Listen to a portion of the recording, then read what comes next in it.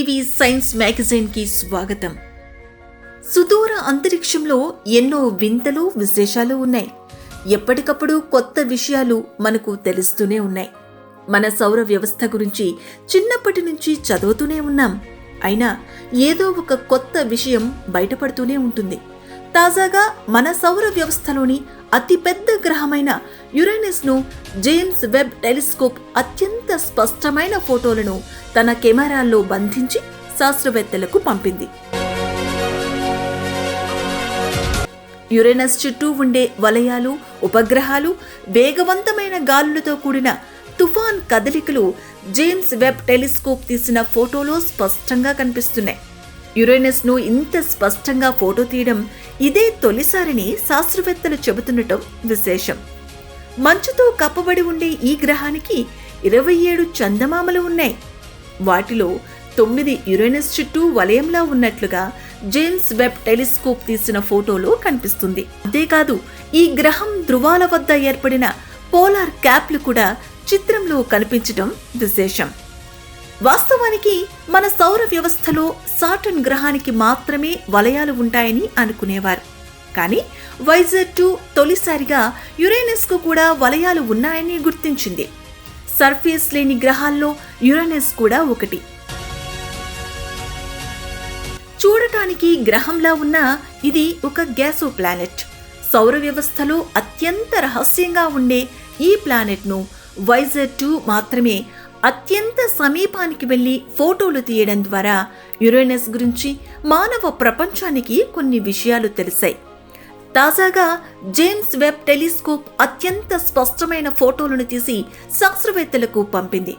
భవిష్యత్తులో యురేనస్ వద్దకు ఏదైనా మిషన్ను పంపిస్తే జేమ్స్ వెబ్ టెలిస్కోప్ పంపిన వివరాలు ఉపయోగపడతాయని శాస్త్రవేత్తలు అభిప్రాయపడుతున్నారు. పూర్వం యురేనస్ ను గ్రహంలా కాకుండా ఒక నక్షత్రంగా భావించడమే కాకుండా జార్జ్ స్టార్ గా పిలిచేవారు. 1785లో విలియం హార్షెల్ యురేనస్ ను తొలిసారిగా కనుక్కున్నాడు. ఆయన తన దేశ రాజు పేరుతో జార్జ్ స్టార్ గా నామకరణం చేశాడు. ఆ తరువాత మరికొంతమంది శాస్త్రవేత్తలు ప్రయోగాలు చేసి చివరకు నక్షత్రం కాదని సౌర వ్యవస్థలో ఉన్న మరొక గ్రహం అని గుర్తించి గ్రీకు దేవుడైన యురేనస్ పేరు పెట్టారు. సౌర వ్యవస్థలో టెలిస్కోప్ సహాయంతో కనుగొన్న తొలి గ్రహం యురేనస్. సూర్యుడి నుంచి చూస్తే యురేనస్ 7వ గ్రహం. యురేనస్ తన కక్షలో ఒక పరిభ్రమణాన్ని 17 గంటల్లో పూర్తి చేస్తుంది. అంటే యురేనస్ మీద ఒక రోజు అంటే 17 గంటలు మాత్రమే. భూమి మీద 1 సంవత్సర కాలంతో పోలిస్తే యురేనస్ మీద దాదాపు 84 సంవత్సరాలు పడుతుంది. అంటే యురేనస్ సూర్యుడిని ఒక్కసారి చుట్టి రావటానికి 84 సంవత్సరాలు పడుతుందని అర్థం చేసుకోవచ్చు. ఇందుకు భిన్నంగా ధృవాల వద్ద ఏకంగా పగలు, రాత్రి 42 సంవత్సరాల చొప్పున ఉంటుంది. ఇక భూమి నుంచి యురేనస్ కు 2.6 మిలియన్ కిలోమీటర్లు ఉంటే అక్కడికి చేరుకోవటానికి దాదాపు 9.5 సంవత్సరాలు పడుతుంది.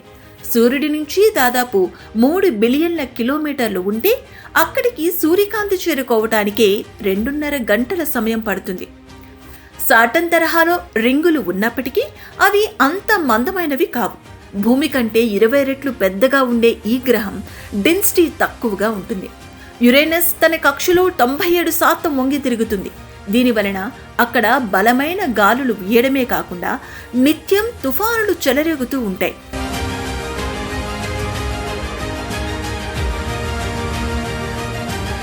యురేనస్ పై మీథేన్ ఎక్కువగా ఉండటంతో పాటు వాతావరణం హైడ్రోజన్ సల్ఫేట్తో తయారైంది.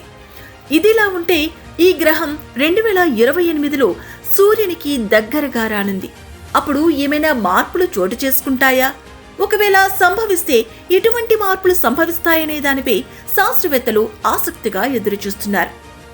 ఇలాంటి భారీ గ్రహాలను అధ్యయనం చేయడం ద్వారా మన సౌర కుటుంబం పుట్టు పూర్వోత్తరాలను అంచనా వేయొచ్చని శాస్త్రవేత్తలు భావిస్తున్నారు.